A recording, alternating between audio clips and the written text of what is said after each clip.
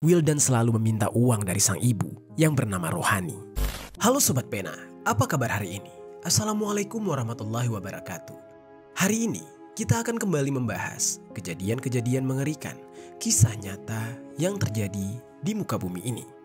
Kisah ini terjadi di Mandailing Natal, Sumatera Utara pada tahun 2024. Bercerita tentang seorang wanita lanjut usia yang mengalami nasib tragis. Dia dihabisi secara brutal oleh putranya sendiri karena sang putra merasa kesal tidak diberi uang untuk membeli barang haram, yaitu narkotika. Bagaimana cerita selengkapnya tentang kasus yang satu ini?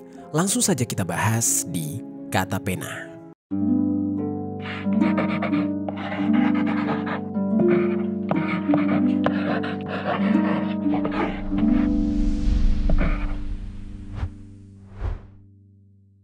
Hanya gara-gara tidak diberi uang, seorang pemuda tega ibu kandungnya dengan hingga di Mandailing Natal, Sumatera Utara. Ya, pelaku yang berhasil ditangkap ini nyaris jadi bulan-bulanan warga.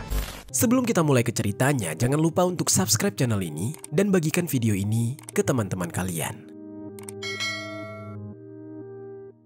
Cerita ini dibuat berdasarkan berita yang sudah beredar dan diterbitkan oleh beberapa media publik yang aku sajikan dan aku rangkum dalam bentuk alur cerita. Kita mulai ceritanya.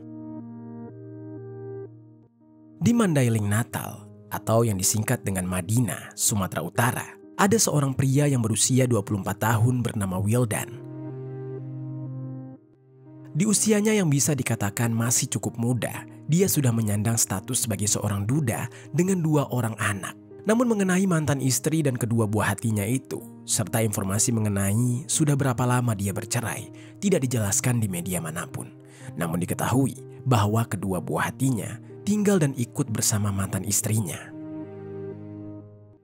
Lalu sobat, setelah dia bercerai, saat ini Wildan tinggal bersama ibunya yang merupakan seorang wanita lanjut usia, berusia 66 tahun, bernama Rohani Siregar.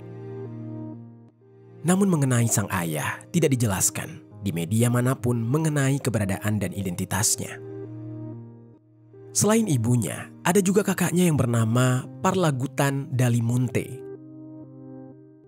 Mereka tinggal di sebuah rumah kecil berdinding dan berlantai kayu di desa Huraba II, Kecamatan Siabu, Kabupaten Mandailing Natal, Sumatera Utara.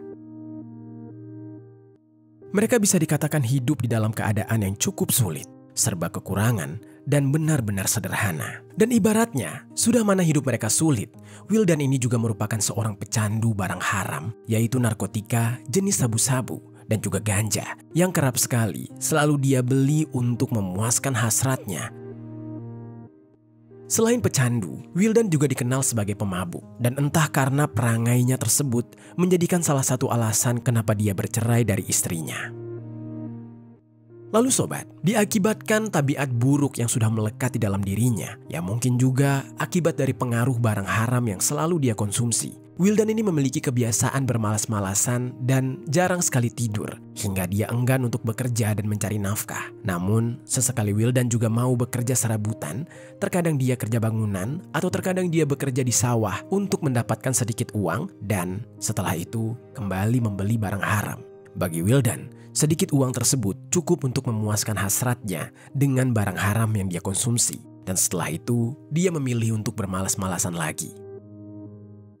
Sikapnya yang enggan berusaha membuat kehidupannya semakin lama semakin terpuruk. Dan dalam memenuhi segala kebutuhan hidupnya sehari-hari, termasuk kebutuhan pokok, membeli alkohol, dan bahkan membeli barang haram narkotika, Wildan selalu meminta uang dari sang ibu yang bernama Rohani.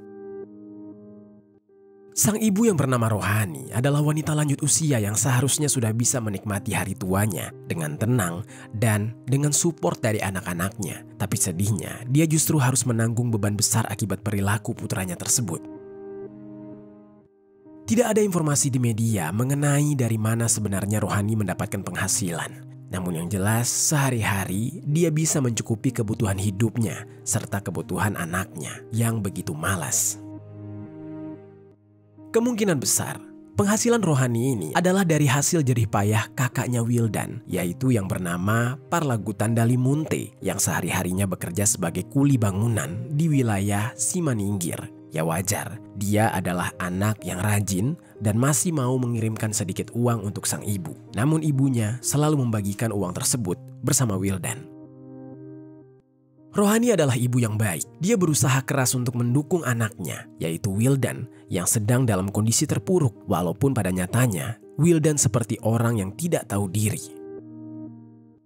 Namun meskipun begitu, atas perangai putranya tersebut, Rohani sebenarnya sangat merasa kecewa dan sedih. Dia tidak menyangka putra yang dia lahirkan dari rahimnya dan dibesarkan dengan sepenuh hati, diharap akan tumbuh menjadi seseorang pria yang bisa mengangkat derajatnya, malah tumbuh menjadi pria yang jauh dari apa yang dia harapkan. Putranya malah menjadi seorang berandalan yang terjerat dengan kebiasaan buruk seperti mabuk-mabukan serta menjadi pecandu. Bahkan atas perangainya tersebut, ibunya juga kecewa karena dia menghancurkan keluarga kecilnya. Hati seorang ibu mana yang tidak hancur melihat putranya juga hancur hidupnya dan terperosok di dalam jurang kegelapan seperti ini.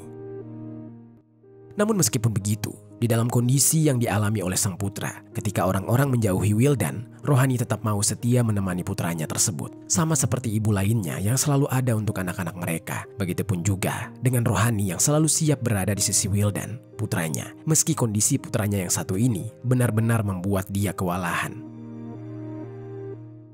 Namun itulah seorang ibu yang selalu ingin ada dan mau membantu anaknya. Selain itu, Rohani juga berusaha untuk selalu mengusahakan apapun demi kebahagiaan Wildan. Meskipun kebahagiaan Wildan itu adalah mabuk-mabukan dan mengkonsumsi barang haram. Sebenarnya Rohani selalu melarang putranya untuk menjauhi semua barang-barang tersebut.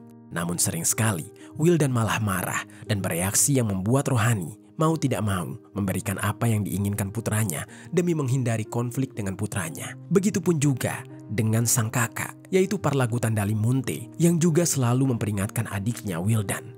Namun apa boleh buat, dia hanya sebatas seorang kakak yang tidak bisa terlalu ikut campur. Lalu sobat, kebutuhan hidup di tengah naiknya harga bahan baku, sandang, dan juga pangan kerap membuat Rohani juga merasa kesulitan untuk mengelola keuangan di tengah ekonominya yang tidak stabil. Apalagi jika saat dalam kondisi yang tidak ada uang masuk sama sekali. Jangankan untuk membeli minum atau barang haram narkotika, untuk makan sehari-hari saja, Rohani sangat kesulitan. Namun Wildan yang telah terjebak dalam kecanduan alkohol dan barang haram, tampaknya tidak peduli dengan penderitaan ibunya. Yang dia pahami hanyalah dia ingin mabuk dan mendapatkan barang haram. Dia ingin memuaskan nafsunya dan terus meminta uang kepada Rohani, tanpa memikirkan betapa sulitnya perjuangan sang ibu dan juga kakaknya untuk bertahan hidup di tengah kesulitan ekonomi tersebut. Singkat cerita, tibalah pada suatu hari, pada hari Senin tanggal 18 November tahun 2024. Pagi-pagi buta, sekitar pukul 3 dini hari, Parlagutan Dalimunte memergoki adiknya tersebut baru saja pulang entah dari mana. Dari gelagatnya dan juga matanya yang memerah, sepertinya baru pulang berpesta barang haram. Dan dari efek barang haram narkotika yang dikonsumsi, Wildan malah meminta maaf pada Parlagutan Dalimunte. Namun kakaknya tersebut yang mengetahui kalau adiknya hanya melantur efek barang haram narkotika tidak memperdulikannya. Wildan juga langsung pergi dan keluar rumah, entah kemana. Setelah itu, Parlagutan bersiap-siap untuk berangkat kerja. Setelah bersiap berangkat kerja, dia pun berpamit kepada ibunya Rohani. Dan saat berpamitan, sang ibu sempat menawarinya untuk makan terlebih dahulu. Namun, Parlagutan di saat itu, entah karena buru-buru, dia memutuskan untuk makan nanti saja. Dia langsung bergegas berangkat bekerja. Setelah Parlagutan berangkat kerja, tibalah pada pukul 8 pagi. Suasana desa Huraba II, Kecamatan Siabu, Kabupaten Mandailing, Natal masih diselimuti udara yang segar dan juga dingin pada pagi hari. Di tengah keheningan tersebut, Rohani yang tengah sibuk di dapur menyiapkan makanan seperti biasanya. Tiba-tiba mendengar anaknya, Wildan, kembali ke rumah dan langsung datang menghampirinya. Niat Wildan mendatangi sang ibu di saat itu bukan untuk membantu atau hanya sekedar berbincang dengan sang ibu. Dia ingin meminta uang. Wildan menginginkan uang tersebut untuk membeli barang haram lagi. Kebiasaan buruknya yang sudah menjadi bagian dari hidupnya ini benar-benar membuat Rohani merasa terbebani. Dan di saat itu Rohani juga memang sedang tidak memiliki uang. Dia mencoba menjelaskan kepada Wildan bahwa dia benar-benar tidak punya uang untuk diberikan. Wildan yang sudah terbiasa dengan jawaban serupa dari ibunya merasa sang ibu hanya beralasan atau berdalih untuk menghalanginya membeli barang haram. Padahal sang ibu pasti punya uang, pikir Wildan. Dia pun memaksa, mendesak agar Rohani memberikannya uang. Dan meskipun begitu, semua usahanya sia-sia. Rohani memang tidak memiliki uang, dan kali ini tidak ada cara baginya untuk memenuhi permintaan Wildan. Kekecewaan mulai menyelimuti Wildan. Dia sangat marah karena keinginannya tidak terpenuhi. Amarahnya pun meledak, dan dia meluapkan rasa frustasinya tersebut kepada Rohani, sang ibu yang sudah lelah dengan sikapnya yang terus-menerus meminta uang untuk membeli narkotika.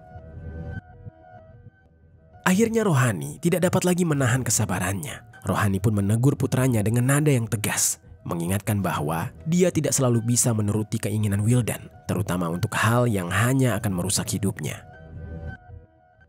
Sayangnya, teguran tersebut justru memicu pertengkaran antara keduanya. Cekcok tak terelakkan, suara mereka saling meninggi, memenuhi rumah kecil yang berdinding kayu tersebut. Dalam situasi yang semakin memanas, Rohani berusaha menegakkan pendiriannya, sementara Wildan yang sudah dipengaruhi amarah dan dorongan kecanduannya semakin menggila.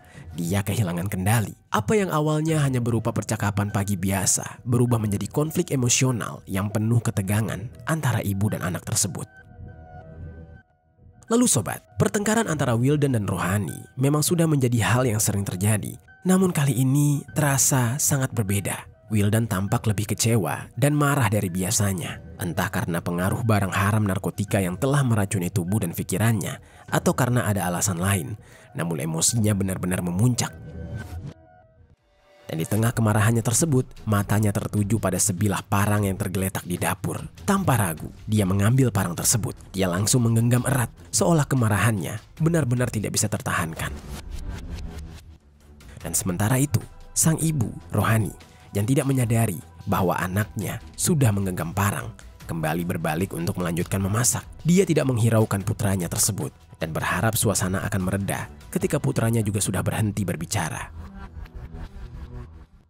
Namun ternyata Wildan yang sudah dikuasai amarah dan kehilangan kendali, berdiri di belakang sang ibu dengan sebilah parang di tangannya. Dalam sekejap, dengan gerakan cepat dan penuh emosi, Wildan mengayunkan parang tersebut ke arah leher Rohani berkali-kali, sampai totalnya sebanyak 4 kali, hingga cairan merah menyembur deras dari leher sang ibu. Parang tajam yang menancap dalam itu mengakibatkan luka yang begitu besar di leher sang ibu.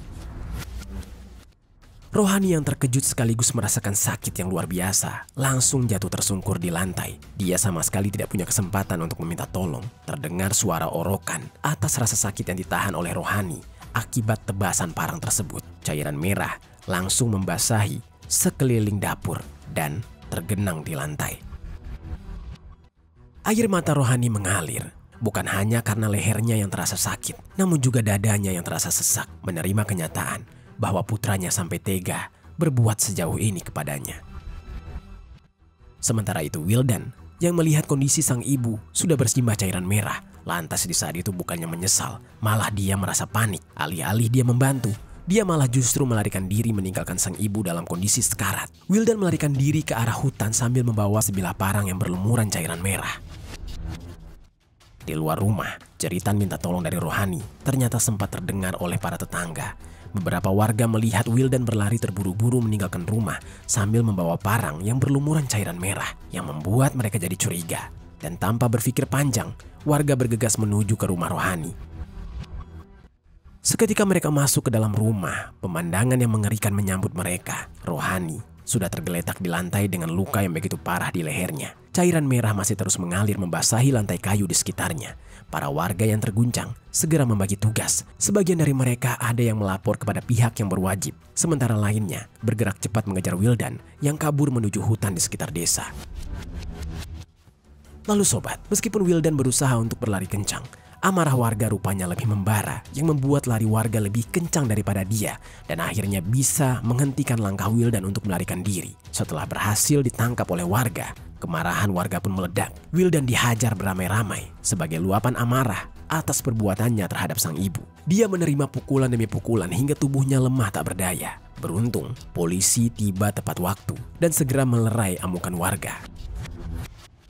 Wildan pun di saat itu bisa diamankan oleh pihak yang berwajib. Khawatir jika amarah warga terus berlanjut, nyawa Wildan juga bisa ikut melayang. Sementara itu, Rohani yang terluka parah dan juga sekarat langsung dibawa ke RSUD Panyabungan. Namun naas, nyawa Rohani tidak bisa tertolong dan meninggal dunia. Pihak keluarga dan warga sekitar yang mendengar kabar jika nyawa Rohani tidak tertolong merasa sangat terkejut dan merasakan kesedihan mendalam. Mereka tidak menyangka jika Rohani yang sangat menyayangi putranya malah habis secara tragis di tangan putranya sendiri. Jasad Rohani langsung diotopsi. Hasilnya, di tubuh Rohani ditemukan 4 luka menganga akibat tikaman senjata tajam. Dan setelah selesai dilakukan pemeriksaan, jasadnya pun dipulangkan kepada keluarga. Di saat itu, anak pertama Rohani yaitu Parlagutan Dalimunte sangat terkejut mendengar kabar atas tewasnya sang ibu. Dia di saat itu masih di tempat kerja. Dia tidak menyangka jika ibunya akan menjadi korban kekejaman adiknya sendiri. Dia benar-benar menyesal mengapa sedari awal dia bersikap cuek ketika melihat adiknya di bawah pengaruh alkohol dan narkotika. Dia tidak pernah berpikir kalau ini akan menjadi akhir dari hidup sang ibu. Lalu di sisi lain, Wildan yang sudah ditangkap dalam kondisi yang sudah babak belur oleh polisi segera dibawa ke Mapolres Madinah untuk menjalani pemeriksaan. Di dalam interogasinya, Wildan mengaku bahwa dia melakukan tindakan keji tersebut karena emosi dan kecewa setelah ibunya menolak memberikan uang untuk membeli barang haram narkotika. Pengakuannya semakin diperkuat setelah hasil tes yang menunjukkan bahwa dia positif menggunakan narkotika, menandakan bahwa pikirannya berada di bawah pengaruh zat terlarang tersebut saat kejadian berlangsung. Dan polisi juga mengamankan barang bukti lain berupa parang yang digunakan oleh Wildan untuk menghabisi nyawa Rohani.